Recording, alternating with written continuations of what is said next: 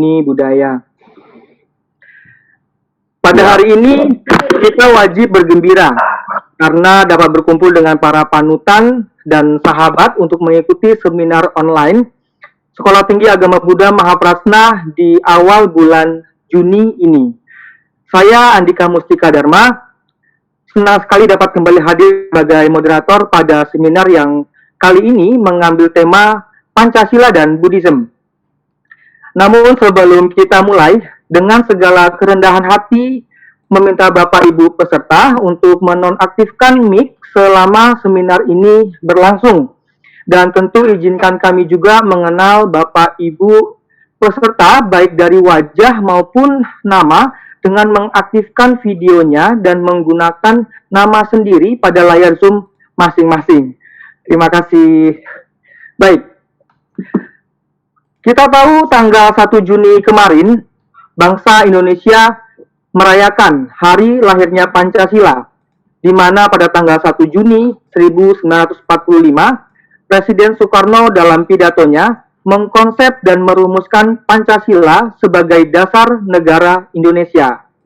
Dalam 120 menit ke depan nanti, kita akan bersama-sama mengetahui secara lebih bagaimana pengamalan Pancasila dipadukan dengan ajaran agama Buddha terhadap pendidikan secara nasional, cita-cita dan kerjasama antar perguruan tinggi agama Buddha. Dan tentu sebelumnya perkenankan saya untuk menyapa terlebih dahulu para peserta partisipan yang sudah hadir pada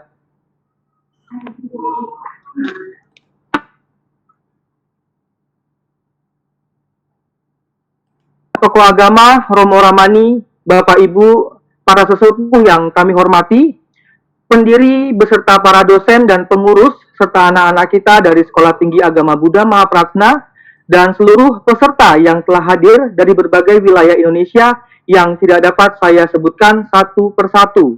Selamat siang, Sokihotu, Namo Buddhaya. Namo.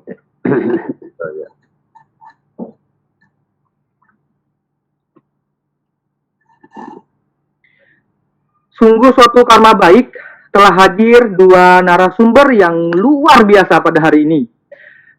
Pribadi yang sangat kita hormati, yang sangat kita kagumi, karena berbagai pelayanan yang beliau lakukan terhadap Buddha Dharma.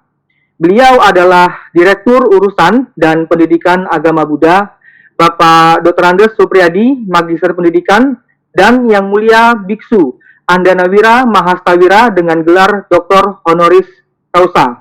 Terima kasih atas kehadiran Bapak Direktur dan Yang Mulia Supong. Terima kasih. Sama. Pada kesempatan pertama ini, Direktur Urusan dan Pendidikan Agama Buddha berkenan menyampaikan materi. Dan ini adalah biodata beliau, akan saya bacakan.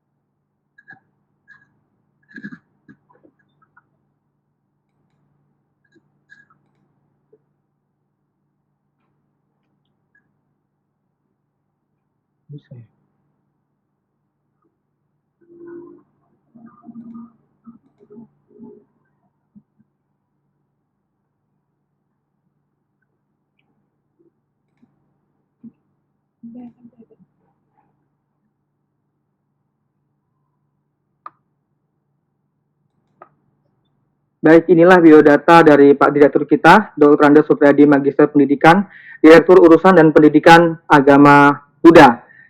Beliau lahir di Kudus 23 Juni 1967.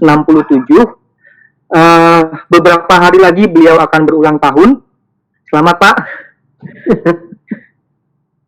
Dan nomor telepon beliau di 081399 65550. Silakan bagi yang ingin mencatat. Dan email beliau adalah topri69@gmail.com. Tango Oscar Papa Papa Romeo India Eko 67@gmail.com. Beliau pernah menjabat sebagai Kepala Seksi Sarana Pendidikan pada tahun 1995 sampai tahun 2002. Kemudian beliau pernah menjabat sebagai Pemimpin Muda di Provinsi DKI Jakarta pada tahun 2002 sampai 2006. Beliau juga pernah menjabat sebagai Kepala Bagian Keuangan dan BMN pada tahun 2006 sampai 2011. Kemudian Kepala Bagian Keuangan dan Umum pada tahun 2011 sampai tahun 2012. Dan beliau juga pernah menjabat sebagai Kepala Subdirektorat Pendidikan Tinggi pada tahun 2012 sampai 2016. Dan saat ini beliau sebagai Direktur Urusan dan Pendidikan Agama Buddha dari tahun 2016 sampai sekarang. Jenjang pendidikan beliau, beliau lulus TK Pertiwi Tanjung Rejo Kudus pada tahun 1973.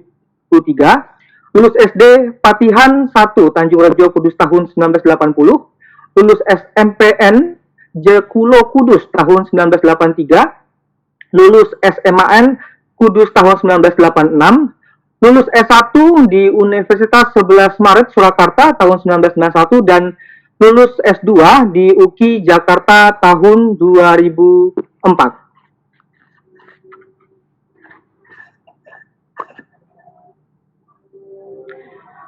Demikian tadi biodata Pak Direktur telah kami bacakan. Kepada Direktur Urusan dan Pendidikan Agama Buddha, Bapak Dr. Andes Supriyadi, Magister Pendidikan, disilakan. Baik, terima kasih. Selamat siang, Om Mitovo. Yang mulia Biksu Andanawira Mahastawira. Yang mulia Syuhengsu dan para Syuhsanti, ini Ketua SCAP Mahabratnya.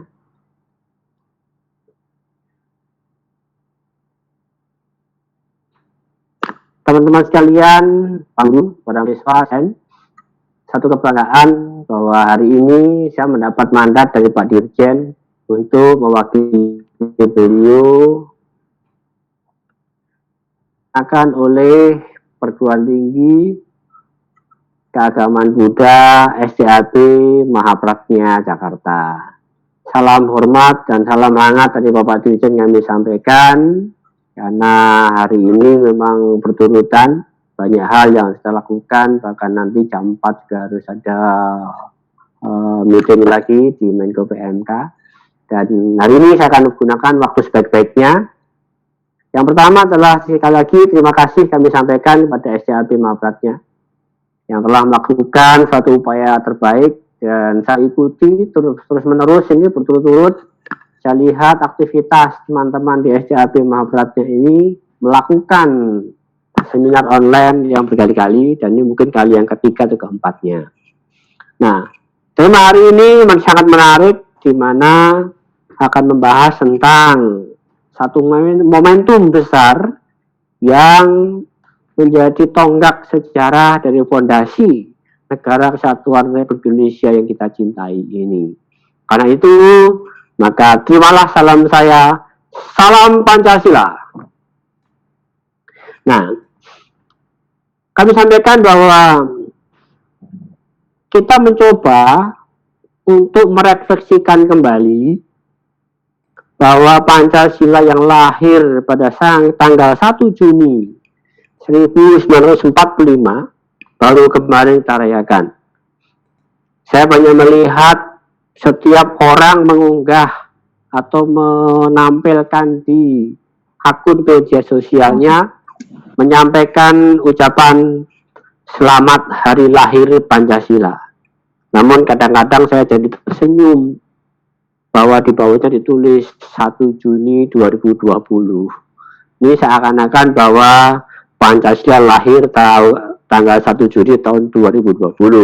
Tapi sesungguhnya Pancasila lahir sebagai gagasan dari putra-putra terbaik Indonesia adalah 1 Juni tahun 1945. Karena itu, saudara sekalian, bahwa upaya yang dilakukan teman-teman di SCAP Mahabratnya ini untuk memberikan warna atau mengisi ruang bahwa kita sebagai umat Buddha dan kita sebagai warga negara Indonesia, kita sebagai anak bangsa meyakini dan menjunjung tinggi falsafah negara, yaitu Pancasila, dengan melaksanakan seminar yang bertemakan Pancasila dalam kaitannya dengan agama Buddha.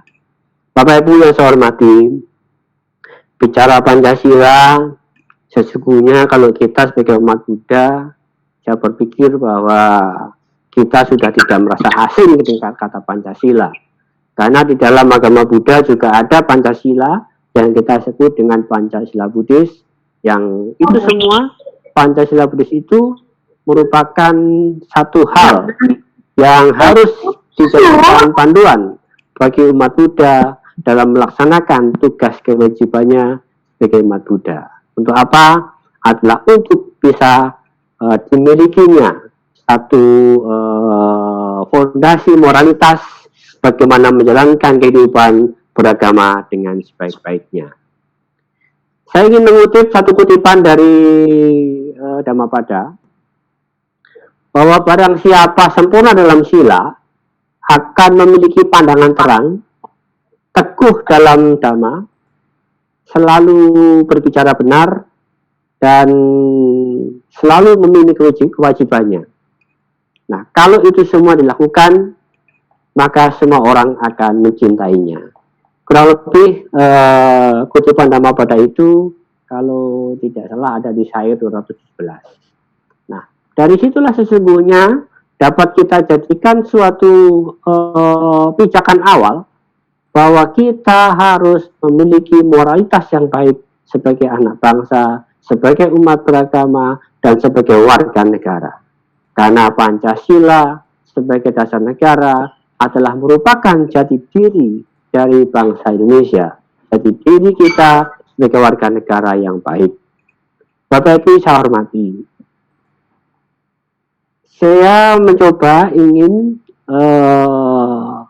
memberikan sebuah penekanan terhadap keberadaan Pancasila ini, bahwa kita sebagai umat beragama Buddha dan kita juga sebagai warga negara Indonesia harus memahami dengan baik bahwa Pancasila ini adalah satu hal yang harus kita pertahankan, yang kita junjung tinggi, yang harus kita laksanakan nilai-nilai dan setiap silanya yang harus kita praktekkan dan kita amalkan dalam kehidupan, termasuk di dalam dunia pendidikan.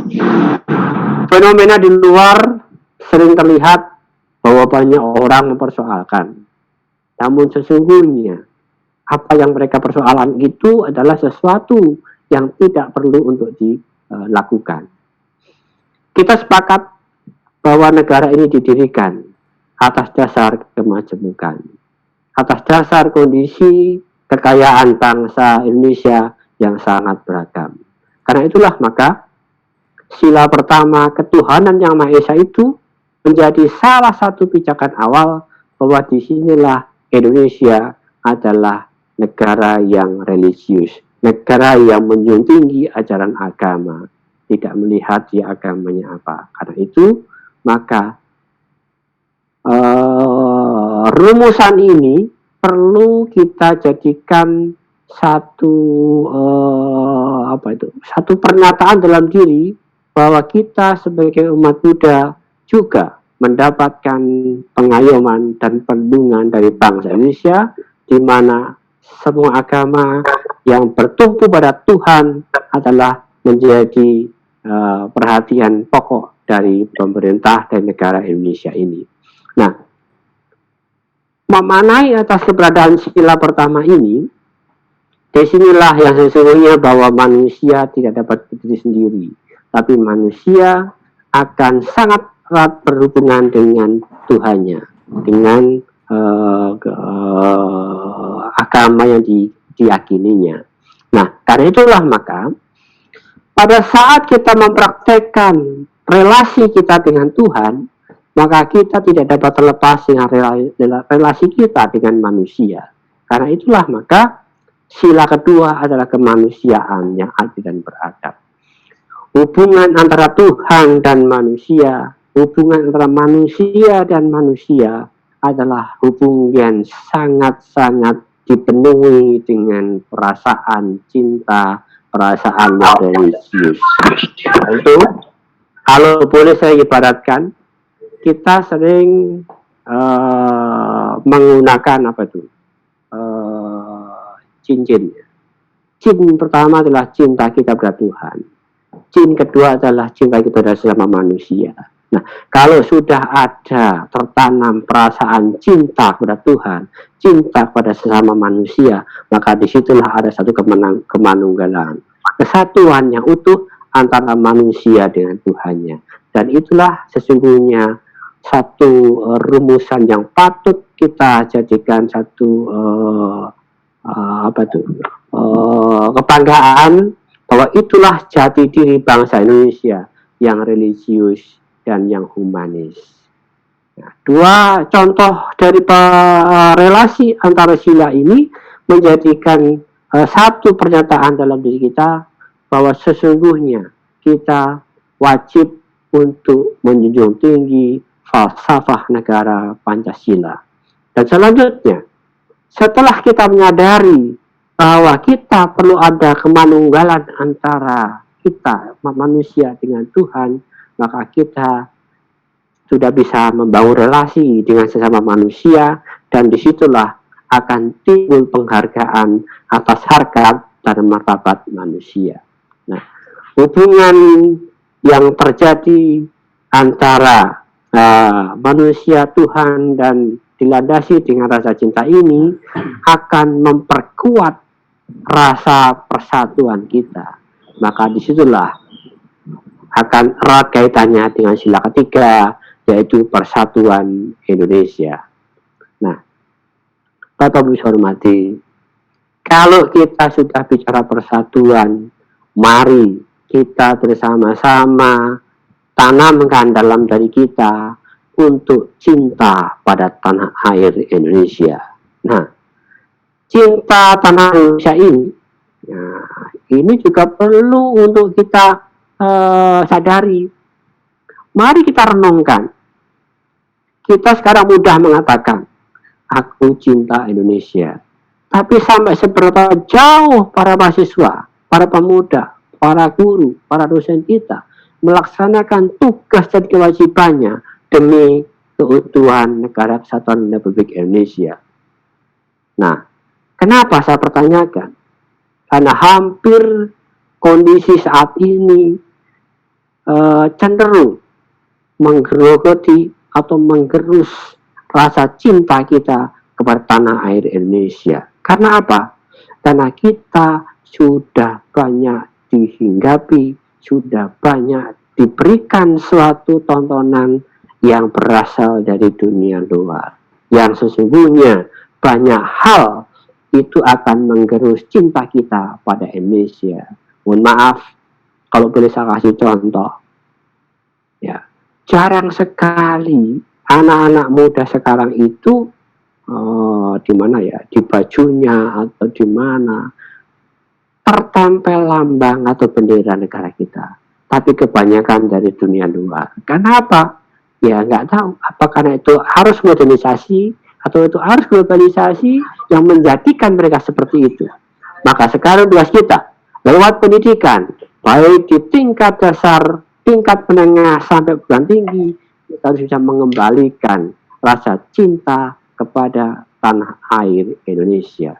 Nah, karena itulah, maka sekali lagi bahwa pertemuan pada sore hari ini yang diikuti oleh para guru, para dosen, para mahasiswa, para tokoh agama, saya sangat mengharapkan, mari dengan momentum hari lahir Pancasila dan momentum seminar Pancasila dan agama Buddha ini, mari kita kembangkan, kita tumbuhkan kembali semangat cinta tanah air Indonesia kepada seluruh elemen umat Buddha di seluruh tanah air. Nah, dengan demikian, maka kalau semua sudah merasa cinta pada bangsa Indonesia, cinta pada tanah Indonesia, maka segala hal yang terjadi, baik itu konflik ataupun persoalan yang berawal dan bermula dari ketidaktahuan, maka semuanya tentu akan dapat diselesaikan dengan cara bermusyawarah. Dan itulah sila keempat, permusyawaratan, yang harus kita jadikan suatu landasan untuk menyelesaikan semua persoalan, menyelesaikan semua keadaan yang kita hadapi demi menuju terwujudnya satu keadilan sosial yang menjadi tujuan kita bersama-sama. Bapak Ibu saya hormati, saya ingin mengingatkan kembali kepada teman-teman sekalian. Mari kita cermati bahwa bagaimana para pendiri bangsa ini ingin memberikan pemahaman yang utuh kepada seluruh warga negaranya. Mari kita coba lihat kembali tentang bagaimana para pendiri bangsa ini merumuskan rumusan-rumusan yang sangat fundamental bagi kelangsungan bangsa dan negara kita. Kita melihat bahwa para pendiri bangsa, khususnya kalau kita menyanyikan lagu kebangsaan Indonesia Raya, di situ ada satu kutipan yang kita akan ingat.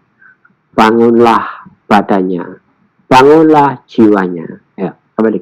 Bangunlah jiwanya, bangunlah badannya. Nah, artinya apa? Bahwa yang kita bangun adalah secara utuh antara fisik dan non-fisik, antara jiwa dan raga, antara psikis dan fisik. Inilah bang utuh yang harus diwujudkan, tidak separuh-separuh. Maka tadi dikatakan Su Aan di awal tadi, bahwa kita mempraktekkan belajar agama di wihara adalah agar kita sehat badannya, sehat jiwanya, sehat tenang. Nah, karena itulah, maka mari kita ingat betul bahwa Indonesia ini dibangun adalah untuk mewujudkan kemakmuran dan kesejahteraan bagi seluruh rakyat Indonesia. Coba Bapak Ibu ingat dan Bapak Ibu baca bahwa di dalam alinea pembukaan Undang-Undang Dasar 1945 ada tujuan negara yang ingin diwujudkan. Nah, kalau tidak salah ada 5 itu. Ya, dari mulai melindungi segenap bangsa Indonesia, melindungi seluruh tumpah darah Indonesia, mencerdaskan kehidupan bangsa, memajukan kesejahteraan umum, dan ikut melaksanakan ketertiban dunia. 5. Coba kita sandingkan dengan Pancasila.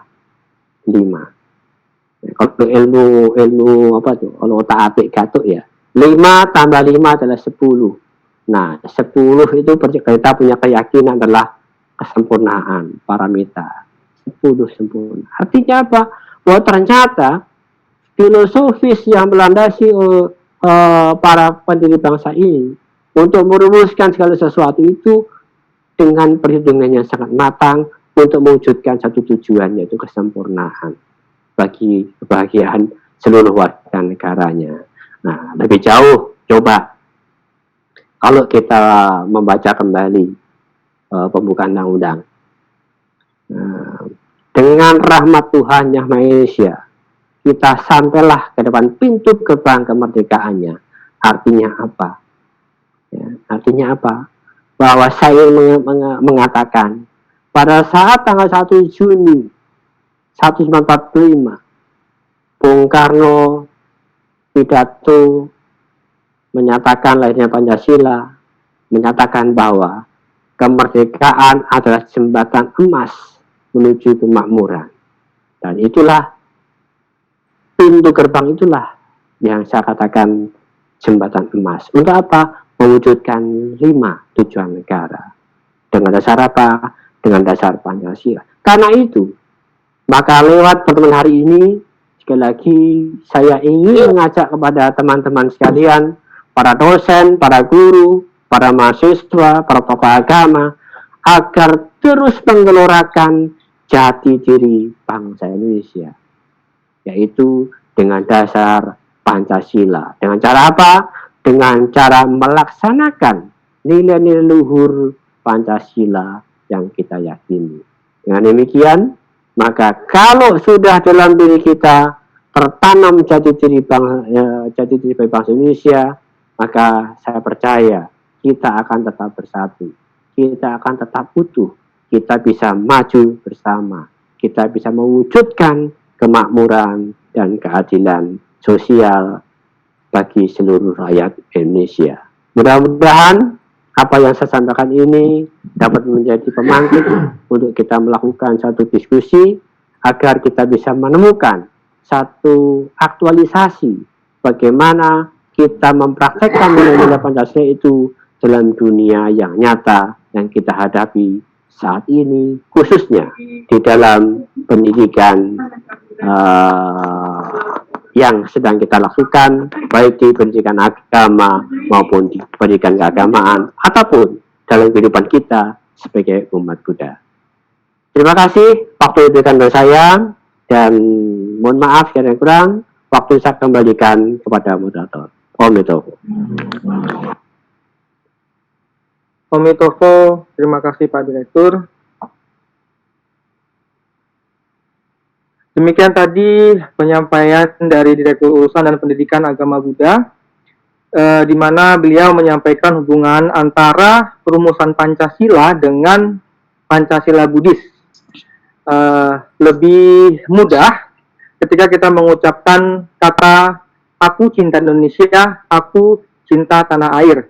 Namun kita juga perlu melaksanakan tugas dan kewajiban kita dengan menumbuhkan semangat cinta tanah air. Dan di sini Pak Direktur juga mengajak kita untuk melaksanakan nilai-nilai luhur dari pengamalan Pancasila tersebut. Sangat menarik dan bermanfaat. Terima kasih Pak Direktur. Di sini kami kembali mengucapkan selamat datang kepada para partisipan yang baru bergabung. Selamat datang juga kepada Bapak Karsan selaku Pak Kasubdit. Ada Pak Eko Supeno dan Pak Pembimas, Pak Ketut Panji. Selamat datang Pak, selamat bergabung.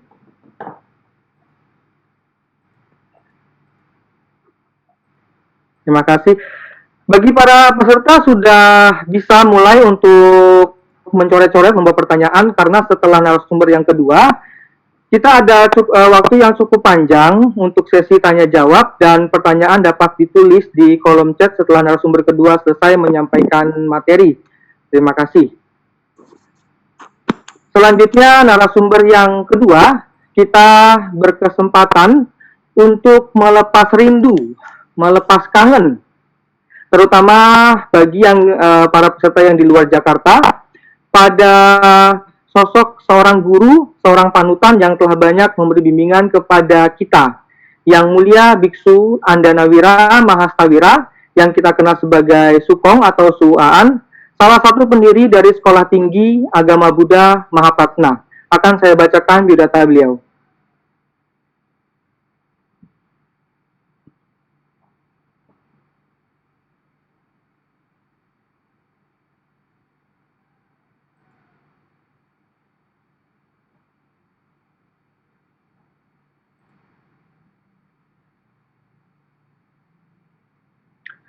Yang Mulia Biksu Andanawira Mahastawira dengan gelar Dr. Honoris Causa sebagai pendiri Sekolah Tinggi Agama Buddha Mahapratna. Beliau lahir di Jakarta pada tanggal 18 Juni 1957. Ada kesamaan bulan dengan Pak Direktur, sama-sama bulan Juni. Dan sebentar lagi juga akan merayakan ulang tahun. Dan Sukong memiliki kontak di nomor 0812-8591-8731 dan emailnya adalah stab.kren26@gmail.com. Pengalaman Yang Mulia Sukong, beliau saat ini menjadi Kepala Wihara Lalita Wistara di Cilincing. Beliau juga merupakan pendiri Sekolah Mahapratna dari TK, SD, SMP maupun Sekolah Tinggi Agama Buddha. Beliau juga merupakan pendiri Klinik Mahakaruna. Beliau juga Dewan Sesepuh Sangha Mahayana Indonesia, Dewan Pembina Yayasan Bodi Prasada. Beliau juga sebagai instruktur guru pembimbing Tri Mandala Upasampada di Taiwan Chinese Buddhist Center dan seorang narasumber di berbagai seminar internasional. Beliau lulusan pendidikan monasteri di Fo Guang Monastery, Taiwan pada tahun 1985 dan mendapat gelar doktor kehormatan dari Mahachulalongkorn Raja Widyalaya University, Thailand pada tahun 2012. Demikian telah kami bacakan biodata singkat dari Sukong, dari Yang Mulia Anda Negara Mahastawira.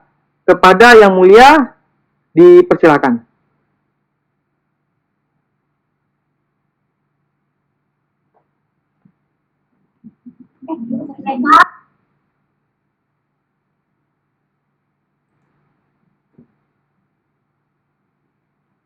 Namo 本师释迦牟尼佛。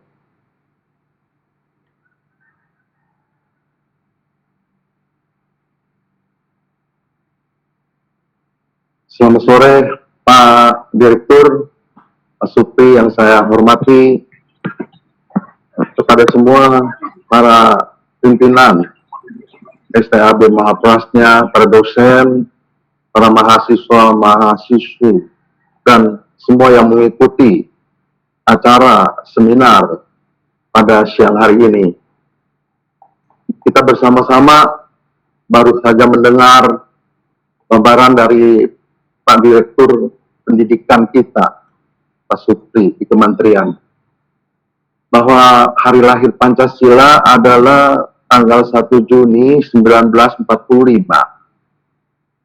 Dia lahir sebelum negara Republik Indonesia merdeka. Kelahiran Pancasila negara adalah suatu berkah untuk kita semua karena lahirlah negara Republik Indonesia. Yang kita kenal dan kita ketahui, negara adalah rumah kita yang dapat membuat kita tinggal, hidup damai, dan tentu di dalam negara ada keluarga, di dalam keluarga itu ada diri kita. Kita tahu negara Indonesia adalah bukan negara agama, tapi semua agama dihormati di negara Republik Indonesia, khususnya agama Buddha. Kita mengenal Guru Agung Sakyamuni Buddha hadir kurang lebih 2600 tahun yang lalu. Dia adalah pangeran kerajaan Kapilavastu. Ibundanya adalah Putri Mahamaya, ayandanya adalah Raja Sudodana, dan dia meninggalkan istananya karena melihat penderitaan semua makhluk hidup dan bagaimana caranya untuk menolong atau membebaskan semua penderitaan yang ada di dalam kehidupan ini. Dan yang kita ketahui Buddha adalah bangun atau membangun atau sadar, menyadari bahwa kehidupan adalah berharga untuk kita bangun. Gelar utama dari Buddha adalah Tathagata. Tata Agata artinya dia yang datang dengan jiwa raga yang maha sempurna dan pergi dengan luhur. Tathagata adalah gelar Buddha yang pertama. Gelar yang ke-10 adalah Buddha. Kalau 10 seluruhnya digabung, itu dia diberi gelar di seluruh alam. Orang-orang yang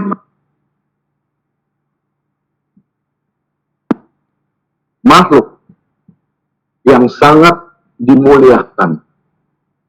yang sangat sempurna kasih sayangnya, kesuciannya, dan kesadarannya.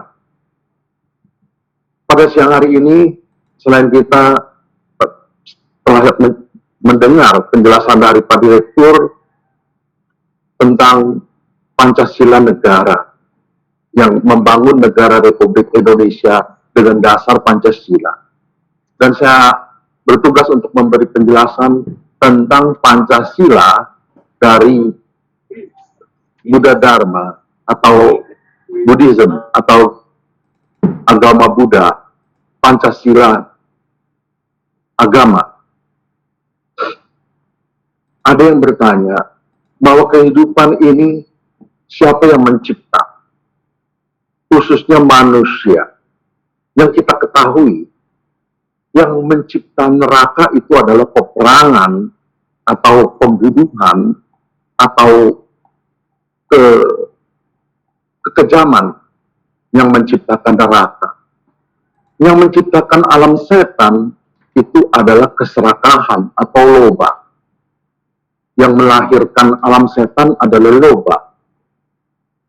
Yang melahirkan alam binatang adalah kebodohan atau tidak ada akal budi, maka tidak berbakti, tidak mempunyai toleransi, selalu memangsa yang lain. Itu adalah alam binatang yang melahirkan. Menciptakan binatang adalah kebodohan. Dan yang menciptakan manusia adalah Pancasila. Yang menciptakan alam dewa adalah batin yang bersih, murah hati, dan hidup yang sehat. Dia yang diciptakan, yang menciptakan sorga atau para dewa. Dan saya menjelaskan lagi kepada para pengikut seminar pada hari ini, bahwa semua alam yang tadi saya jelaskan, alam neraka, alam setan, alam binatang, alam asura, atau alam manusia, alam dewa, itu ada di dalam jiwa kita semua. Dan kebanyakan kita, Buddha menjelaskan tentang Pancasila yang paling utama adalah untuk membangun setelah lahir manusia, harus dibangun. Bangun jiwa dan raga dari manusia itu melaksanakan Pancasila. Ada orang yang lahir di dalam dunia ini, usianya tidak panjang, penyakitnya banyak, penderitaannya luar biasa. Dari mana dia bisa terjadi? Dari pembunuhan masa lalu. Akibatnya akan dialami pada masa sekarang. Tentu ada kondisinya. Dan alam manusia adalah alam yang sangat berharga. Sulit sekali bisa terlahir di alam manusia. Paling sedikit dia tidak melanggar Pancasila, apa yang di dalam agama Buddha dijelaskan. Yang pertama, tidak membunuh. Kedua, tidak mencuri. Ketiga, tidak berbuat asusila. Keempat, tidak berdusta atau berbohong. Yang kelima, tidak memakan atau minum sesuatu yang dapat membuat mabuk. 5 sila ini kalau dilaksanakan di dalam kehidupan kita, maka akan lahirlah alam manusia yang damai, bahagia, dan tentram. Mengapa di alam manusia begitu banyak penderitaan, begitu banyak peperangan, begitu banyak penyakit dan kekhawatiran? Karena akibat dari tidak melaksanakan Pancasila. Pancasila dari ajaran Buddha adalah yang pertama, tidak membunuh atau panatipata. Berarti untuk tidak mengambil nyawa atau jiwa makhluk lain. Dia adalah sumber dari kehidupan, disebut Maitri Karuna. Menyayangi semua kehidupan seperti dia menyayangi jiwanya. Dia harus dibangun. Untuk apa? Supaya hidupnya itu panjang, kesempatannya banyak, dan harapannya luas. Tidak membunuh adalah ajaran agama Buddha yang pertama. Selain dengan pikiran, dengan perbuatan maupun dengan ucapan. Membunuh adalah sesuatu perbuatan yang buruk atau yang bisa membuat menciptakan penderitaan. Itu ajaran utama Buddha. Kalau mau panjang usia, dijauhi dari semua penderitaan. Jangan membunuh. Yang kedua, sila yang kedua itu disebut tidak mencuri. Jadi semua orang memiliki apa yang dia sayangi. Jangan mengambil barang yang bukan milik kita. Itu adalah tidak mencuri. Yang dapat mengakibatkan kalau kita tidak mencuri, kita akan banyak rezeki.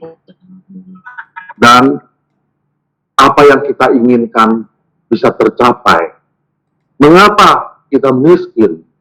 Mengapa kita sulit sekali berusaha dengan sukses? Karena di dalam kehidupan yang lalu, sedikit atau banyak, kita mencuri barang yang bukan milik kita untuk kita miliki. Kalau mau makmur, mau sejahtera, dan sukses, banyak rezeki, itu adalah syarat yang utama, tidak mencuri. Sila yang ketiga adalah tidak berbuat asusila. Banyak sekali di dalam kehidupan ini, keluarga yang sangat menyedihkan, hancur, karena melanggar sila yang ketiga. Nah, sila ketiga ini adalah ajaran Buddha untuk rumah tangga. Kalau para pertapa sama sekali harus tutup pintu berhubungan seksual. Tapi kalau untuk rumah tangga, dia membangun rumah tangga, memberikan keturunan dengan berhubungan seksual. Tapi neraka yang paling hebat di dalam kehidupan ini adalah dikhianati, khususnya kepada pasangannya masing-masing. Kehancurannya satu keluarga itu karena kebanyakan sumbernya dari perbuatan asusila. Jadi kalau mau keluarganya itu harmonis, bahagia, jangan sekali-sekali melanggar atau berbuat asusila. Selain kepada suami istri, jangan sekali-sekali kita selingkuh atau nyeleweng. Karena kalau kita melakukan itu, akibatnya fatal untuk keluarga kita. Sila yang keempat itu disebut tidak berdusta.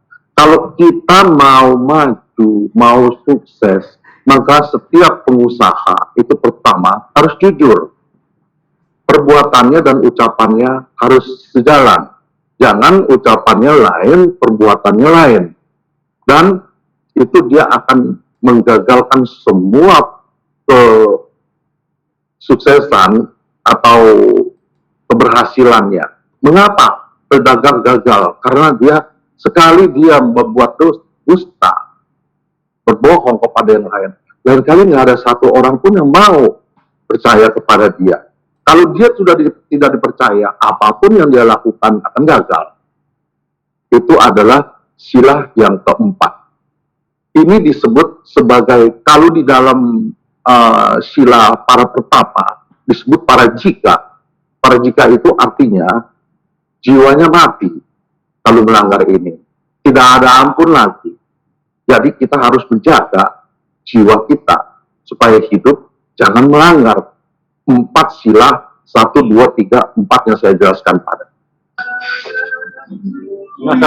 Yang kelima, sila yang kelima disebut tidak memakan atau meminum yang dapat membuat kita tidak sadar. Mabuk. Ini disebut sila penjaga, supaya tidak melanggar 4 sila yang pertama itu. Dan teman-teman semua, kalau kita tidak memakan makanan yang dapat membuat kita ketagihan, kecanduan, atau mabuk, kita menjaga badan kita dan pikiran kita jangan sampai sakit. Itu adalah utama. Karena dalam ajaran Buddha, kita belajar Dharma, tujuannya orang pusing, bukan pusing lagi, nggak ngerti apa itu tujuan agama Buddha. Ada bilang nanti udah mau mati naik surga, itu bukan tujuan agama Buddha. Tujuan agama Buddha yang benar adalah membangun pikirannya supaya jangan tidur, kemudian membangun badannya supaya jangan sakit. Itu adalah ajaran Buddha, membangun. Buddha itu berarti bangun. Kalau dia sadar bangun, berarti dia akan hidup selamanya. Kalau dia tidak sadar, tidur, mimpi, berarti dia walaupun hidup, dia seperti sudah mati.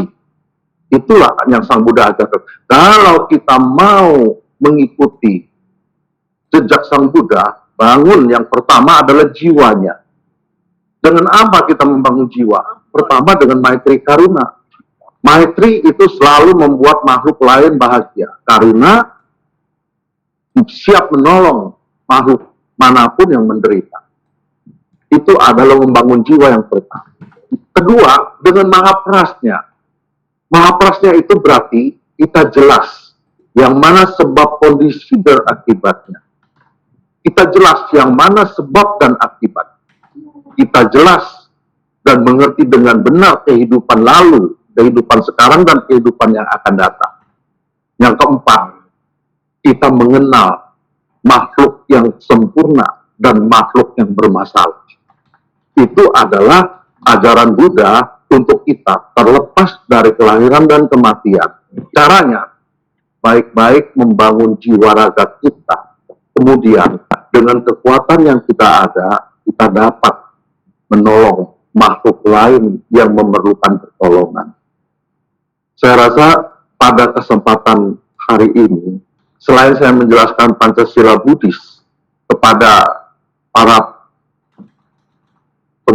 pendengar seminar pada hari ini, dan tentunya teori adalah mudah. Teori sulit kita praktek. Praktek itu tidak mudah, harus berjuang panjang, tapi bukan tujuan. Tujuan akhir adalah hasil. Maka moto dari STAB Mahaprasnya itu, pertama, mengerti teori, berjuang untuk melaksanakan praktek, dan mencapai hasil. Hasilnya tentu setiap makhluk bisa mencapainya. Semua makhluk. Dari alam neraka sampai alam surga bisa mencapai hasil kalau dia mau berjuang. Perjuangan yang pertama adalah Pancasila itu mengajarkan supaya kita panjang usia, kemudian bisa kita kaya, murah rezeki, dan makmur. Ketiga, keluarga yang bahagia. Keempat, usaha kita semua sukses. Dan kelima, badan jasmani kita sehat, nggak ada masalah. Itulah ajaran Pancasila Buddhis. Itu tidak akan tercapai kalau kita tidak melaksanakan sebabnya. Karena semua keberuntungan, panjang usia, keluarga yang bahagia, maupun usaha yang sukses, badan yang sehat, itu bukan hadiah, itu adalah hasil pelaksanaan dari Pancasila. Dan yang paling tentu nggak mudah, karena kita membangun alam manusia, sulit sekali. Ada yang membangun 1 tahun, 10 tahun, 100 tahun, 1000 tahun, 1.000.000 kali kelahiran, tidak berhasil. Mengapa? Karena dia kurang konsekuen. Kalau dia benar-benar konsekuen, dalam satu kelahiran, dia akan bisa berhasil membangun alam manusia. Dengan apa? Yang pertama, Sohausi itu berarti berbuat banyak kebaikan. Yang kedua, ya jangan hauhua. Jangan hauhua itu berarti bicara yang baik, yang tidak baik jangan diucapkan. Yang ketiga adalah membersihkan hati dan pikiran kita sendiri. Kita tidak akan bisa membersihkan hati dan pikiran makhluk lain. Itu nggak mungkin. Yang kita bisa lakukan adalah kita bisa membersihkan hati dan pikiran kita sendiri. Tiga kekuatan itu yang dapat menciptakan alam manusia. Kalau mau ke alam dewa, yang pertama, mau jadi dewa di surga, itu nggak bisa dewa yang memberikan kita. Tetapi yang pertama adalah dana. Dana itu siap beri kepada siapapun yang memerlukan, yang kita mampu. Yang kedua, sila. Dan saya jelaskan lagi, sila itu artinya apa? Sila itu artinya badan jasmani dan pikiran rohani kita nggak bermasalah, suci. Itu disebut sila. Hidup yang normal, hidup yang sehat, lahir dan batin itu disebut sila. Kalau yang membuat lahir batin kita masalah, sakit, itu berarti melanggar sila. Dan akibatnya kita yang akan menerima. Dan pada kesempatan siang hari ini, saya belajar di wihara dari kecil sampai sekarang. Tentu ada kemajuan, juga ada kelemahan. Saya akan berusaha, kita juga setiap pagi sore sembahyang, itu artinya kalau yang udah tahu salah yang lalu kita perbaiki, yang udah lalu tidak akan terulang lagi, jangan diulangi lagi perbuatan itu. Dan ketidakbaikan itu adalah disebut yang bisa membuat kita menderita. Setiap kebaikan pasti akan membuat kita bahagia. Kalau tidak bahagia, pasti kita tidak baik. Perbaiki itu dari pikiran, ucapan maupun perilaku kita. Dan kesempatan siang hari ini kita bersyukur. Katanya, kalau mau membuat dunia ini damai, yang pertama, dari mana dunia itu bisa damai? Dari negara yang tidak perang, negara yang aman, negara yang sejahtera. Dunia pasti akan damai. Negara yang tidak perang itu akan membuat dunia itu damai. Dari mana datangnya negara yang sejahtera, yang makmur, yang maju? Dia datang dari keluarga yang harmonis, keluarga yang rukun. Kerukunan itu akan dicapai kalau masing-masing anggota keluarga itu mau berkorban.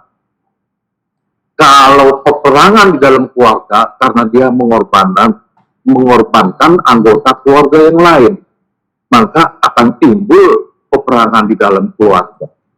Dasar dari peperangan negara adalah dari keluarga. Keluarga yang hancur, keluarga yang perang setiap hari. Selalu saya berjelaskan bahwa neraka itu ada di dalam rumah. Kalau suami istri tiap hari perang, itu adalah neraka. Kalau suami istri itu saling mau berkorban, mau menyayangi pasangannya, bukan egois menyayangi diri dia sendiri, itu adalah surga di keluarga. Keluarga yang rukun adalah surga di dunia. Maka di dalam kata-kata Tionghoa kuno itu disebut Jiahewan Shixing. Keluarga yang bahagia, keluarga yang makmur, keluarga yang berhasil itu karena rukun, bukan karena harta, bukan karena dari luar dunia, tapi kerukunan yang membuat keluarga itu berhasil. Dan walaupun dunianya kurang, tapi kerukunan itu adalah harta yang paling berharga di dalam dunia. Kerukunan akan tercapai kalau kita mau berkorban untuk keluarga kita. Dan dari mana datangnya keluarga yang bahagia atau keluarga yang rukun itu? dia datang dari lahir batin yang sehat. Kalau lahir batinnya tidak sehat, pasti keluarganya hancur. Kehancuran keluarga itu datang dari karena lahir batinnya yang mimpi atau tidak dibangun atau tidak sehat.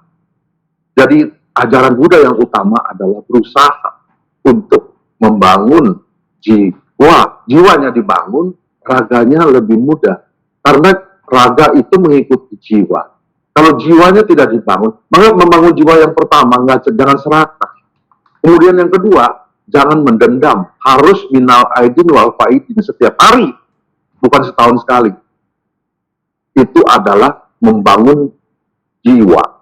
Yang ketiga, membangun jiwa itu supaya kita jelas yang mana yang benar, yang mana yang salah. Jangan kita punya pikiran bahwa orang berbuat baik masih tinggal di sorga. Koruptor masih bisa jalan-jalan. Ada orang yang jujur, ada orang yang berjuang mati-matian, yang baik, tapi hidupnya menderita. Di sana gagal, di sini gagal. Itu karena waktunya belum sampai.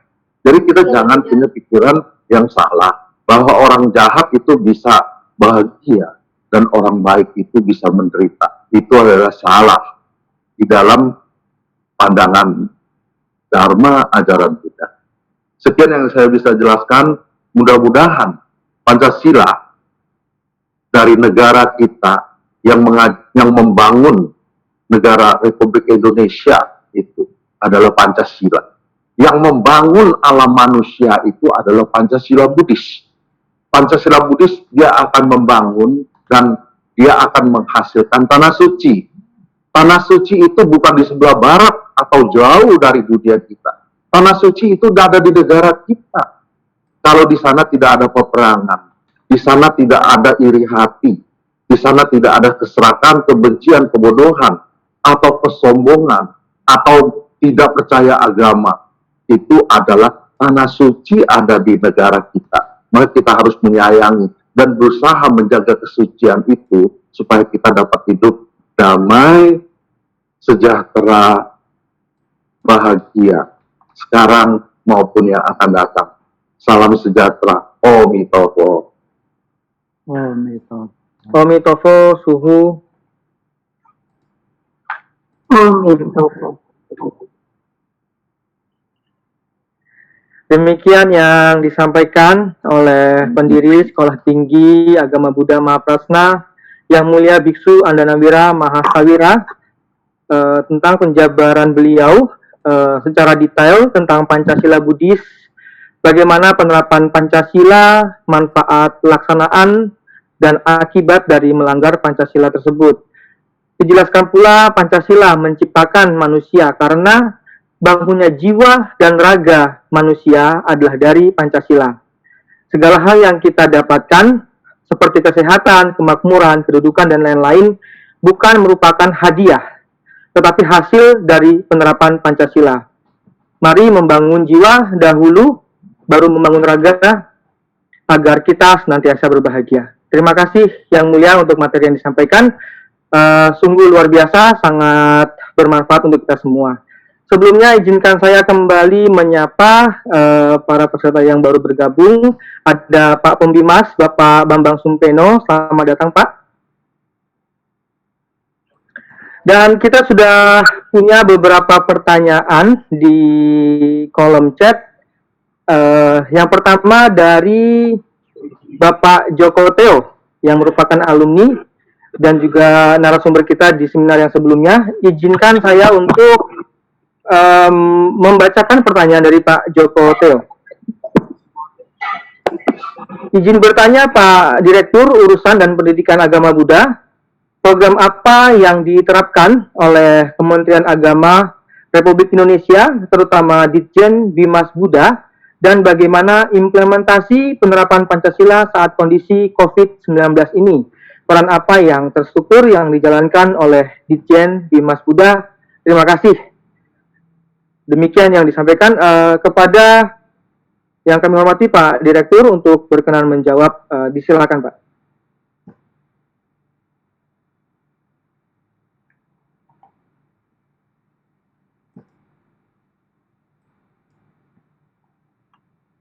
Direktur belum ambil. Oke, terima kasih. Ini Mas Joko Teo Kalteng kalau salah ini ya. Gini, sangat menarik pertanyaannya, dan ini menjadi tugas kewajiban kami di Dijen Bimas Buddha dan jajarannya, termasuk teman-teman sekalian para pembimas. Tadi saya lihat banyak pembimas dan juga ada alumni dari STAB dan juga alumni dari Dijen Bimas Buddha juga. Nah, kalau ditanya tentang program apa, ini saya ingin menjelaskan juga. Ini program yang dimaksud dalam kaitannya dengan apa? Kalau program yang dimaksud dalam kaitannya dengan pembudayaan Pancasila, kami dapat jelaskan bahwa Menteri Agama dengan Kepala BPIP sudah melakukan penandatanganan MOU untuk pembudayaan nilai-nilai Pancasila dalam kehidupan beragama, baik dalam jalur pendidikan maupun dalam jalur kehidupan masyarakat beragama. Nah, karena itulah maka ada beberapa yang sudah kami coba lakukan nanti di tahun 2021. Tapi sesungguhnya sudah kami mulai di tahun 2019. Kami mulai dengan melatih para dosen. Ya, kita kirim pelatihan selama 7 hari untuk memantapkan nilai-nilai kebangsaan yang kita sebut dengan program pemantapan nilai kebangsaan yang dilaksanakan oleh Lembaga Ketahanan Nasional. Kami punya agen 100 dosen. Dari 100 dosen itulah maka tugasnya adalah menyebarluaskan nilai-nilai luhur itu kepada para mahasiswanya. Nah, ini investasi. Nah, ini akan lebih efisien dan efektif dengan kita mendidik 100 orang, maka dia akan membina berapa tuh? Satu angkatan, rata 100 kali berapa perguruan tinggi. Maka setidaknya kita punya 14 perguruan tinggi, sudah ada 1.400 setiap tahunnya. Artinya apa? Bahwa pembudayaan nilai Pancasila di dalam lingkup masyarakat Buddha itu sudah terstruktur dan dibuat secara masif.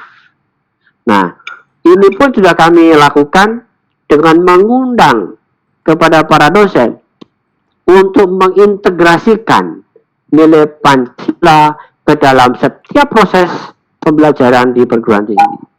Nah, dengan cara itu, lagi bahwa aset inilah yang harus kita kelola, kita bangun dari mulai awal.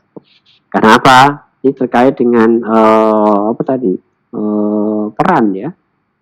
Peran secara nyatanya apa? Itu kami lakukan. Tahun 2019, 2020 itu akan kita lakukan. Ya, mohon maaf di tahun 2020 ini dikarenakan kondisi kenegaraan yang memang seperti ini, maka sebagian kegiatan yang sudah kami coba rumuskan dan dilakukan akhirnya terpaksa harus kita hentikan. Kenapa? Untuk kepentingan yang lebih luas, dan itulah implementasi pelaksanaan daripada kecintaan kita pada Indonesia kepada negara kita. Nah, dengan demikian maka kepentingan yang lebih tinggi, yang lebih luas, yang berdampak pada masyarakat luas lebih kita utamakan ketimbang kepentingan pada pencapaian program diri sendiri. Ini salah satu contoh implementasinya. Nah, kemudian apa yang dikerjakan selama masa COVID? Apakah tidak ada gerakan dari Bimas Buddha? Sesungguhnya kami memberikan edukasi kepada masyarakat Buddha, baik melalui lembaga pendidikan maupun lembaga keagamaan ataupun kepada rumah ibadah. Bagaimana contoh pertama? Bagaimana Bimas Buddha bisa memfasilitasi agar lembaga agama juga memberikan kesempatan kepada umat Buddha untuk tetap dapat beribadah puja detik Waisak pada saat yang bersamaan. Kita mengedukasi mereka, kita mempertemukan mereka, mendorong mereka agar lembaga ini memfasilitasi dan terwujudlah. Ini mungkin dapat jadi muri ini, bahwa satu-satunya umat umat Buddha bisa bersembahyang puja detik Waisak bersama-sama melalui satu saluran yang kita ikuti bersama-sama. Saya nggak sebut di wadah mana itu, tapi sesungguhnya di dalam proses ini peran Bimas Buddha ada di dalamnya. Memang tidak perlu bercerita betul ini adalah kerjanya Bimas Buddha. Saya pikir tidak perlu seperti itu. Tapi yang penting adalah bahwa Bimas Buddha melaksanakan tugasnya untuk memberikan bimbingan dan pelayanan. Nah, ini satu hal yang kita pahami. Nah, kalau kemudian ada pemahaman bahwa Dijen Bimas Buddha itu adalah tempat apa tuh? Seperti pemadam kebakaran atau apa ya? Ya pokoknya sebagai tempat apa itu? Tempat untuk mencurahkan sebagai hal itu dan untuk menyelesaikan persoalan, ya sesungguhnya ini kurang tepat juga, karena tugas Bimas Buddha ada batas-batasan itu. Karena itulah maka setiap program yang kita buat sesungguhnya sudah kita buat secara terukur dan sudah harus dilaksanakan berjenjang dari pusat sampai dengan daerah. Nah, demikian pula wacana ke depan, ya, dengan perkembangan kehidupan kebangsaan yang ada saat ini, khususnya di dalam dunia pendidikan, tentu akan banyak perubahan. Kami pernah sampaikan bahwa sekarang sudah ada wacana untuk mewujudkan pendidikan yang merdeka. Yang oleh Pak Menteri Pendidikan, Pak Menteri mengatakan merdeka belajar. Apa konsekuensinya? Konsekuensinya adalah penyederhanaan kurikulum. Nah, apakah kemudian kita tidak terlibat? Tetap terlibat. Kenapa? Bahwa kurikulum pendidikan keagama di sekolah adalah menjadi bagian kewajiban dari tugas Kementerian Agama. Karena itulah maka Kementerian Agama juga dilibatkan dalam rangka perumusan dan penyempurnaan kurikulum ini sendiri. Nah, satu hal yang saya kasih informasi dari konsep Merdeka Belajar adalah bagaimana yang kita wujudkan adalah profil pelajar yang berbineka. Ini sesungguhnya praktek yang tadi oleh Sugeng jelaskan. Bagaimana mengimplementasikan 5 sila tadi yang tadi saya katakan dengan Pancasila Buddhis menjadi satu landasan untuk melaksanakan kehidupan yang baik, yaitu yang bermoral. Nah, karena itulah maka jati diri bangsa Indonesia yang dicanangkan oleh Forum Baptis kita adalah jati diri bangsa Indonesia yang apa? Yang religius. Yang apa? Yang mandiri. Yang mau bergotong royong. Yang mandiri. Yang punya etos kerja yang tinggi. Itulah sesungguhnya adalah satu nilai-nilai yang perlu kita tanamkan kembali atau kita ingatkan kembali kepada para anak kita lewat pendidikan. Nah, inilah kalau kita bicara tentang pendidikan. Nah, sesungguhnya kalau kita bicara masalah keagamaan, juga kita bermitra dengan para lembaga-lembaga tadi. Dengan pelaksanaan, implementasi di ajaran Buddha, khususnya bagi umat berumah tangga, melaksanakan 5 sila yang sudah diajarkan oleh Guru Agung kita, tentu saya percaya umat Buddha Indonesia akan ikut berperan aktif. Nah, termasuk dengan COVID tadi, saya melihat banyak praktek kemanusiaan yang dijalankan teman-teman, lembaga, dan juga keterlibatan para mahasiswa. Saya lihat, ya, mereka berbondong-bondong bersama-sama, turun ke jalan, untuk apa? Untuk berbagi kemanusiaan. Untuk apa? Agar mereka bisa merasakan, itulah keadilan sosial bagi seluruh Indonesia. Karena itu sekali lagi, terima kasih kepada teman-teman sekalian, Mas Joko, dan mari kita bersama-sama Bimas Buddha hadir di tengah masyarakat muda. Untuk apa? Untuk menguatkan jati diri sebagai bangsa Indonesia dengan cara apa? Dengan cara mengamalkan dan mempraktekkan nilai-nilai luhur Pancasila. Terima kasih. Terima kasih Pak Direktur untuk penjelasannya. Demikian penjelasan dari Pak Direktur atas pertanyaan Pak Joko Teo. Salah satunya terkait implementasi pelaksanaan Pancasila, di mana kepentingan yang lebih tinggi dan lebih luas lebih diutamakan dari kepentingan yang lebih kecil ruang lingkupnya. Dia juga menjelaskan tentang konsep Merdeka Belajar, program dari Menteri Pendidikan, salah satunya dengan penyederhanaan kurikulum.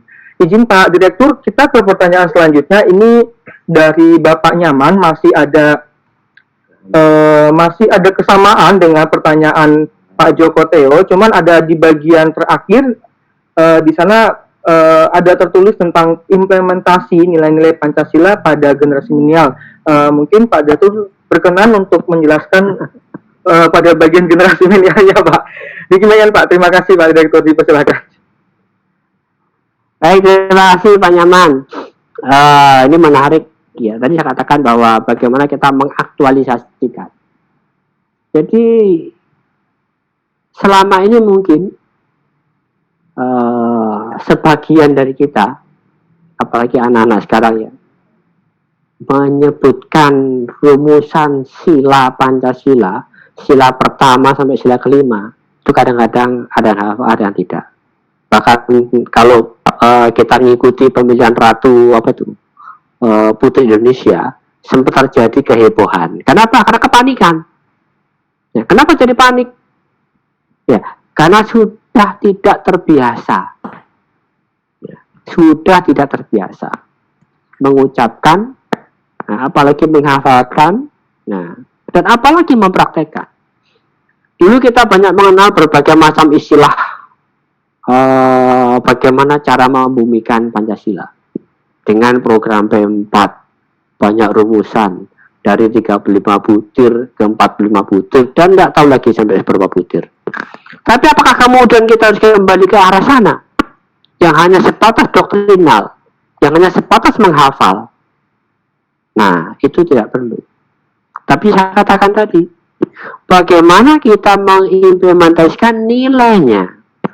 Apa sih nilai ketuhanan itu? Contoh, bahwa ketuhanan yang Maha Esa itu nilainya adalah bahwa kita mengakui sifat keesaan Tuhan. Mau berebut sebutan Tuhan seperti apa, kita nggak usah mempersoalkan. Karena sebutan Tuhan itu banyak sekali. Mohon maaf, kalau tidak salah dalam sebuah kutipan dari teman kita itu, ada sekurang lebih 99 sebutan. Nah, masing-masing ada namanya. Di agama Buddha saling berseteru gara-gara sebutan, tapi sebenarnya lupa dengan substansi adalah ketuhanan, sifat-sifat Tuhan. Yang Esa adalah satunya tadi, tunggal tadi, sifat Tuhan. Maka ketuhanan yang Maha Esa, bukan Tuhan yang Maha Esa. Nah, ini contoh. Nah, bagaimana sekarang konsep nilai sekarang implementasinya? Nah, kita bisa menyadari kemajemukan tadi. Walaupun sebutan Tuhan itu bermacam-macam, tapi kita sepakat bahwa sifat ketuhanan adalah tadi. Nah, tadi Suko menyebut bagaimana kita prakteknya dengan ketuhanan, dengan Brahma Wihara tadi, Maitri Karuna dan seterusnya. Nah, itulah contoh implementasi dari nilai-nilai Pancasila. Jadi bukan kemudian kita sebatas menghafal. Nah, bahkan boleh saya tanya sekarang, siapa yang masih hafal lagu Garuda Pancasila? Mungkin bisa nyanyi semua. Tapi saat ditanya siapa penciptanya, pasti buka buku lagi. Nah, saya pernah coba itu. Nah, artinya apa? Bahwa itu semua terjadi kalau kita mau membiasakan diri mempraktekkan nilai-nilainya. Sehingga otomatis akan tertanam, maka bangunlah jiwanya tadi. Bang Sukong mengatakan tadi. Jadi, sekali lagi bahwa saya mengajak, ingin menegaskan kembali bahwa yang kita bangun adalah Indonesia. Bukan membangun di Indonesia. Demikian pula, kita beragama Buddha adalah beragama Buddha Indonesia. Bukan beragama Buddha di Indonesia. Kalau itu kita tidak bisa lakukan, maka sekali lagi kecintaan kita kepada Indonesia akan dapat kita tanamkan, akan kita dapat bangun dengan baik. Demikian, terima kasih. Terima kasih Pak Direktur, penjelasannya sudah sangat jelas dan sangat rinci. Semoga Pak Nyaman dapat memahami apa yang disampaikan oleh Pak Direktur. Izin, ini kami akan mengkombinasikan, menggabungkan dua pertanyaan sekaligus karena ada kesamaan, ada kemiripan, yaitu dari Pak Kunarso dan juga dari Pak Sukasdi. Untuk pertanyaan pertama ditujukan kepada Yang Mulia Sukong. Kami bacakan. Pak Kunaso bertanya, bagaimana teladan Buddha dalam menyikapi perbedaan baik budaya, tradisi, ataupun keyakinan? Sedangkan untuk pertanyaan kedua ditujukan kepada Pak Direktur, terkait bagaimana kesesuaian antara ajaran agama Buddha dengan butir sila dan Pancasila sebagai dasar negara Republik Indonesia, sekaligus pencerahan tentang bagaimana kolaborasi Pancasila Buddhis dengan Pancasila sebagai dasar negara. Hampir sama. Kepada Yang Mulia Sukong, pertanyaan pertama disilakan untuk dijawab. Terima kasih.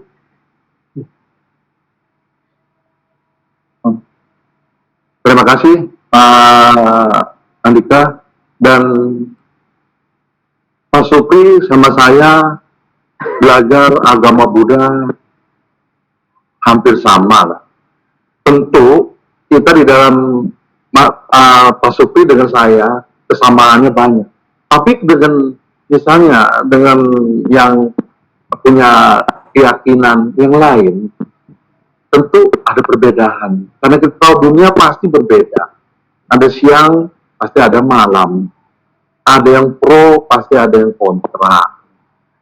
Ada yang setuju, pasti ada yang tidak setuju. Nah, bagaimana menghadapi keadaan ini? Waktu Sang Buddha mau Mahaparinibbana di Kusinara, di bawah pohon salak, dia ada 4 pertanyaan itu dari Ananda kepada Buddha. Yang pertama, setelah Buddha parinibbana, siapa yang akan menggantikannya? Yang kedua, setelah Sang Buddha wafat, siapa yang menjadi pelindung siswa-siswinya? Yang ketiga, siswa-siswi yang kagak setuju, yang kagak beres, yang selalu kontra, yang selalu bikin masalah, bagaimana menghadapinya?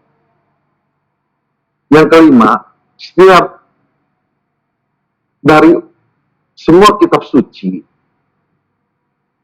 pembukaan yang pertama, apa yang akan diucapkannya? Sang Buddha belakangan menjawab, setiap kitab suci yang atau ajaran Dharma yang Sang Buddha ajarkan, dia akan dibuka dengan Ewang Maya Sutra, atau demikianlah yang saya dengar. Jadi Ananda benar-benar dengar apa yang telah diuraikan, diajarkan oleh Buddha. Maka setiap kitab suci pasti yang pertama itu demikianlah yang saya dengar. Yang kedua, di mana kita berlindung setelah Sang Buddha wafat? Waktu ada Buddha, kita bisa berlindung dengan Buddha, bertanya dengan Buddha. Setelah Buddha wafat, Sang Buddha menjelaskan ada 4 tools yang bisa menjadi pelindung siswa atau putra-putri Buddha. Yang pertama itu badan jasmani itu kotor, tidak suci. Yang kedua, perasaan itu derita, kebahagiaan hanya sementara. Ketiga, dharma itu semua tidak nyata. Yang keempat, setiap keadaan di dunia ini pasti akan berubah. Jadi 4 keadaan itu kalau kita bisa mengerti dengan baik, yang menjadi pelindung. Yang keempat, bagaimana setelah Sang Buddha parinibbana, siapa yang menggantikan beliau? Beliau menjelaskan, sila atau winaya, atau pratimoksa, kebebasan agung itu adalah pengganti dari guru agung Buddha. Yaitu, sila adalah pengganti dari Buddha. Dan yang keempat tadi yang ditanya, kalau misalnya ada perubahan, Sang Buddha menjelaskan, kalau misalnya ada perbedaan atau perubahan pandangan atau pengertian atau ketidaktoleransian, bagaimana menghadapinya? Sang Buddha menjelaskan, kalau kita punya kekuatan yang besar, kita bisa menjelaskan dengan baik. Kalau tidak bisa kalau tidak kekuatan tidak cukup, kita biarkan. Lihat, sebulan, setahun kemudian, apa yang akan terjadi. Jangan, di dalam Dhammapada juga Sang Buddha menjelaskan, jangan ketidakcocokan atau kebencian atau dendam itu dibalas dengan kebencian dan ketidakcocokan, itu tidak akan menyelesaikan masalah. Kebencian akan padam, akan hilang kalau dibalas dengan cinta kasih. Itu adalah ajaran Buddha. Bukan ajaran Buddha, adalah dharma yang lestari. Jadi kita kalau menghadapi perbedaan, kita sendiri yang bisa menghancurkan kita bukan dari luar, sebenarnya kita sendiri. Kalau kita tidak baik, pikiran kita tidak bersih, ucapan kita tidak benar, perbuatan kita tidak beres, pasti yang itu menghancurkan kita. Jangan takut perbedaan. Kita takut tidak bisa menghadapi perbedaan. Karena kenapa? Karena di dunia itu tidak ada yang tidak beda. Tidak ada yang kekal. Semuanya berubah. Dan ingat, tidak ada satu orang pun di dunia itu baik 100%. Dan jahat 100%. Di dalam kebaikan dia pasti ada kejahatan.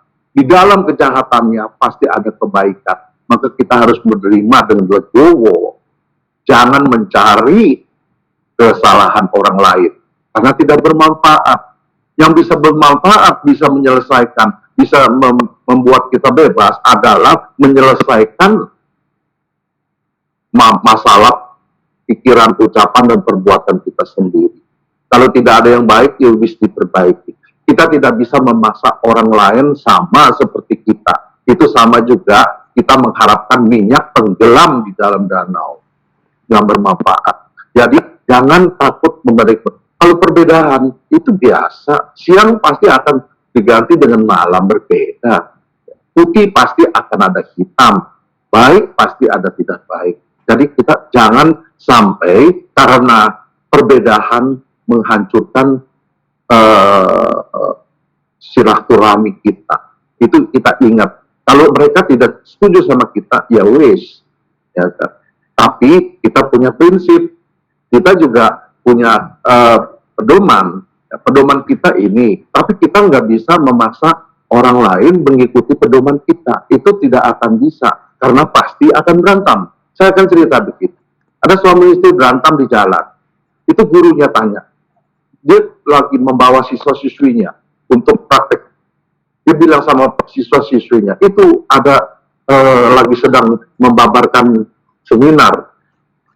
Itu siswa-siswi bilang, itu Pak Guru, mereka itu lagi berantem.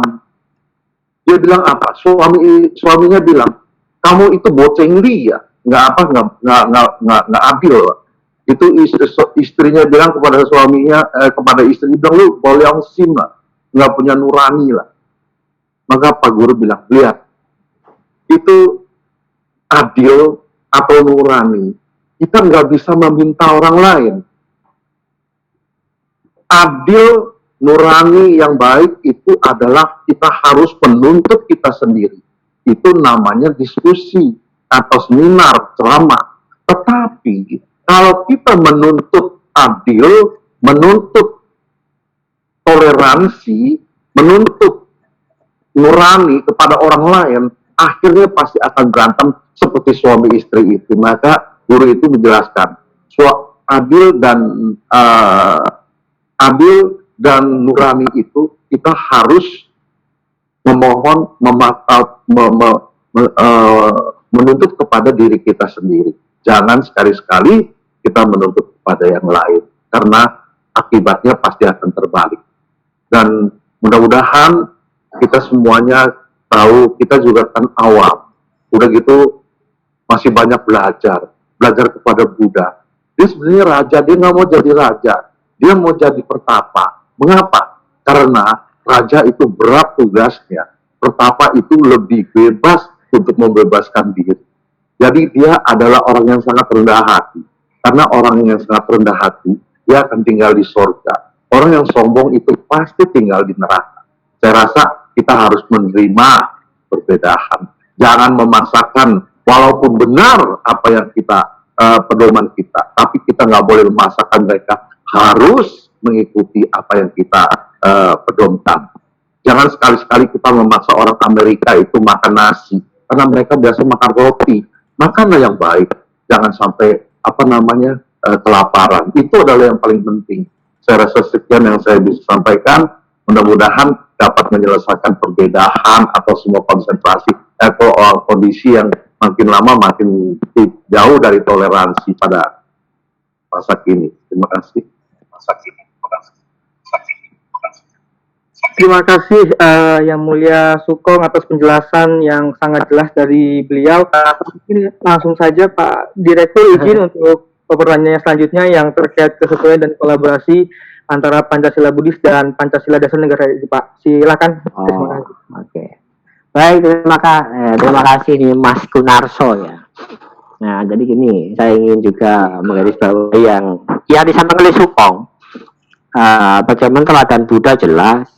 Kalau kita mungkin ini teman-teman mahasiswa kan juga membaca sutta ya, ada Upali Sutta, tetap menghormati gurunya, ada kemudian di Mahabharata Sutta bahwa jalan mulia itu tidak hanya satu, dan terusnya. Itulah sesungguhnya bagaimana perbedaan itu dicontohkan oleh Buddha sendiri. Nah, kalau ditanyakan kemudian apa relasi antara Pancasila dengan agama Buddha? Nah, saya kok ingin mencoba begini, contoh saja begini. Sila pertama ketuhanan Yang Maha Esa. Nah, ketuhanan Yang Maha Esa kan ini sesuatu yang abstrak, yang tidak dapat dipersonifikasikan. Ini sama halnya dengan kita, bahwa kita ingin mencapai satu tujuan yaitu nibbana. Ini pun nggak ada personifikasinya. Ini satu contoh. Kenapa? Yang kita bisa lihat adalah sifat-sifatnya. Sifat-sifat Tuhan seperti ini. Sifat-sifat nibbana seperti ini. Maka itulah sesungguhnya relasinya. Bagaimana kita memaknai ketuhanan Yang Maha Esa itu dalam konteks keagamaan kita. Jangan kemudian kita beradu tadi. Wow, agama Buddha nggak bertuhan karena nggak ada sebutannya. Jadi saya katakan sebutan Tuhan itu bermacam-macam. Ada ratusan, mungkin 900-an kali. Nah, itulah kita nggak usah memperdebatkan tadi, tapi yang kita temukan adalah sifat-sifat ketuhanan Yang Maha Esa tadi itu. Itu contoh sila pertama. Kalau sila kedua contoh kemanusiaan. Kemanusiaan yang adil dan beradab. Mari kita coba tarik dalam ajaran kita. Kita diajarkan untuk mempraktekkan empat perilaku luhur. Ya, 4 sifat luhur yang kita sebut dengan Brahma Wihara. Coba kalau kita praktekkan metta, karuna, mudita, ubeka, kita bisa menghargai kemanusiaan, bukan hanya manusia loh, sifat kemanusiaan. Nah, kepada siapa? Ya, kepada umat manusia. Agar apa? Agar mereka dimanusiakan. Maka Tuhan adalah memanusiakan manusia. Kenapa? Dengan rasa cinta, kasih, simpati, dan metta, karuna, mudita, ubeka, keseimbangan batin. Nah, ini sesungguhnya relasi yang kita bangun. Nah, ini 2 contoh sila, relasi antara sila Pancasila dengan ajaran agama Buddha. Nah, di persatuan seperti apa? Nah, tadi saya katakan kita bicara persatuan Indonesia. Kita tidak boleh terjebak dengan kata persatuannya. Tapi sila persatuan itu maknanya adalah adanya kesatuan, yaitu utuh tadi, keesaan. Nah, kalau sebatas persatuan itu kebanyakan hanya sebatas bersama-sama. Tapi kalau dilandasi untuk mewujud ketuhanan Maha Esa, maka adalah keutuhan, keesaan, maka kesatuan. Maka muncullah negara kesatuan Republik Indonesia, bukan negara persatuan Republik Indonesia. Ini perbedaannya. Karena itulah maka Dhammapada atau ajaran Buddha juga banyak mengupas tentang kerukunan. Nah, dari rasa persatuan akan bersama-sama membangun satu kesatuan, mewujudkan satu tujuan, satu adalah kebahagiaan. Demikian pula Kalau kita semua bisa bersatu, rukun bersama-sama, maka bisa mewujudkan kebersamaan dan kebahagiaan bersama. Itulah persatuan. Nah, kerakyatan, nah saya pikir semua ada paham lah bagaimana contoh di mana itu di Mahaparinibbasuta saat suku Waci saling bertengkar. Apa yang disarankan adalah dengan cara musyawarah, maka dia akan mendapatkan keuntungan, bukan keruntuhan. Itu satu contoh. Nah, ini relasi antara ajaran Buddha dengan sila-sila yang ada di Pancasila. Demikian pula dengan keadilan sosial. Bagaimana kita bisa berlaku adil? Adil kepada siapa? Adil itu kepada semua, kepada sesama. Nah, kita bisa lihat dari mana? Mari kita lihat di Sigalawarsutta, bagaimana hubungan antara orang tua dan anak, anak orang tua, guru murid, majikan dan pegawai, dan seterusnya. Ini relasi ya agar bisa berlaku adil. Yang apa? Yang merata seluruhnya, tidak hanya antara guru dan murid, tapi ada sebaliknya, ada murid dan guru. Ini imbal balik, itulah keadilan. Maka di sini muncul satu proporsional yang setara. Karena itulah maka relasi ini menjadi penting kita pahami bahwa Pancasila Dasar Negara itu dapat dijelaskan dengan pendekatan agama Buddha. Terima kasih, Pak Benar. Baik, terima kasih Pak Direktur untuk penjelasan yang diberikan. Yang mulia Sangha Bapak Ibu, mungkin sudah cukup untuk pertanyaan terkait Pancasila. Kita akan beralih pada pertanyaan PTAB, dan mengingat waktu, kita hanya akan memilih satu pertanyaan terakhir, dan pertanyaan ini akan kami bacakan dari Pak Parjono. Jangan kami membacakan, kerjasama dalam bentuk seperti apa yang akan kita lakukan agar PTAB di Indonesia ini berkumpul, bersatu, untuk berkolaborasi, bukan berkompetisi, menuju PTAB yang unggul secara bersama-sama. Mungkin untuk pertanyaan ini kami tujukan kepada Yang Mulia Biksu Anandawira Mahastawira, karena terkait PTAB, karena beliau juga selaku pendiri PTAB, untuk berkenan menjawab terkait bentuk kerjasama PTAB, kolaborasi dan kompetisi agar unggul secara bersama-sama. Kepada Yang Mulia disilahkan. Terima kasih saudara moderator Andika. Tapi yang saya ketahui bahwa PTAB atau STAB itu, mohon Pak Direktur masuk ke yang menjelaskan lebih baik daripada saya, karena saya khususnya lebih dalam keagamaan, karena ini adalah kekuatan dari kita semua. Kekuatan yang paling besar sebenarnya pemerintah. Saya rasa Pak Supri lebih baik menjelaskannya dengan sempurna, lebih sempurna. Baik, terima kasih Yang Mulia. Mohon izin Pak Direktur untuk berkenan menjawab pertanyaan tersebut, Pak. Terima kasih, Pak. Baik, kebetulan suhu. Ini saya jadi ketiban campur. Begini suhu dan teman-teman sekalian, nih Pak Parjono ya, kalau saya dosen juga ini, dosen muda ini. Nah gini, apa sih yang perlu dibangun agar yang terbangun itu adalah kolaborasi, bukan kompetisi? Saya juga berpandangan ya dan tidak, karena kompetisi penting. Tanpa kompetisi tidak akan ada kemajuan. Nah, tapi bagaimana membangun kompetisi itu adalah dengan cara berkolaborasi. Karena apa? Tantangan ke depan adalah bahwa kita tidak bisa hidup sendiri. Kita tetap memerlukan kerjasama dan dukungan dari tempat lain. Artinya demikian, seluruh perguruan tinggi agama yang ada itu tumbuh dan berkembang bermula dari kepedulian masyarakat. Tidak ada yang langsung ujuk-ujuk didirikan oleh Kementerian Agama. Perguruan tinggi agama negeri pun tumbuh dan berkembang dari peran serta masyarakat. Artinya apa? bahwa kebetulan saat ini tumbuh sudah ada potensi yang baik.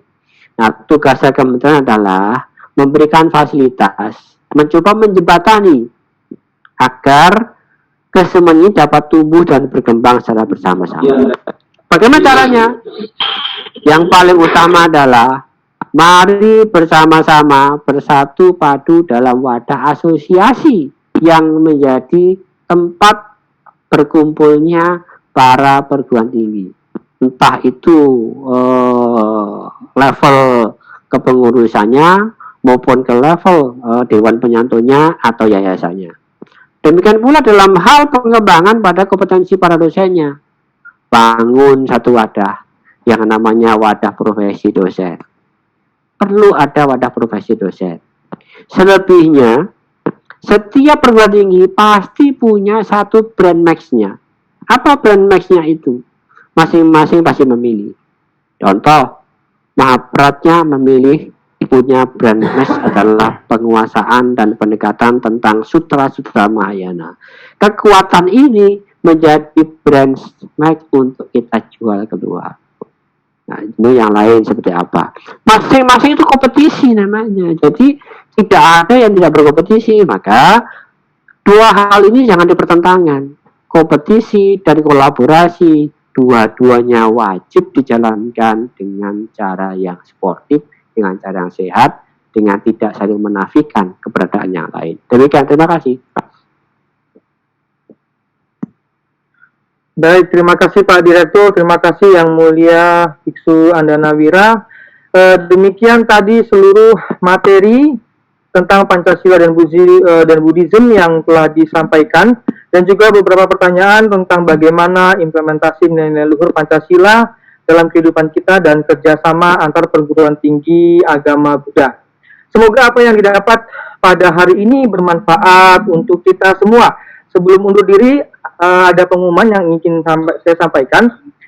Sekolah Tinggi Agama Buddha Mahaprasna masih kembali dengan seminar online-nya.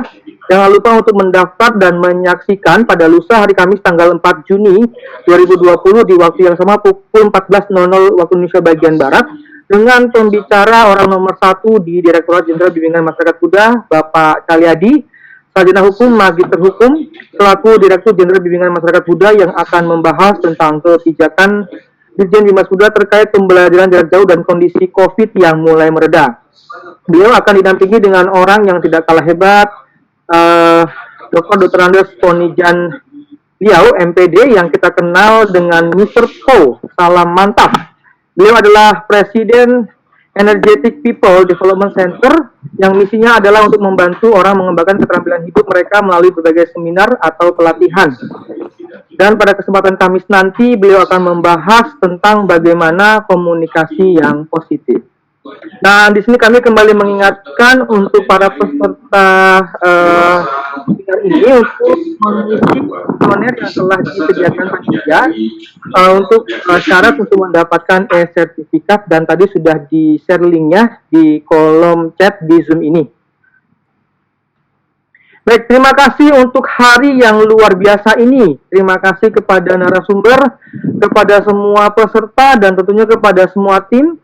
Semoga kita dapat mengambil banyak manfaat dari seminar hari ini. Akhir kata dari saya, Ihotu Namo Buddhaya.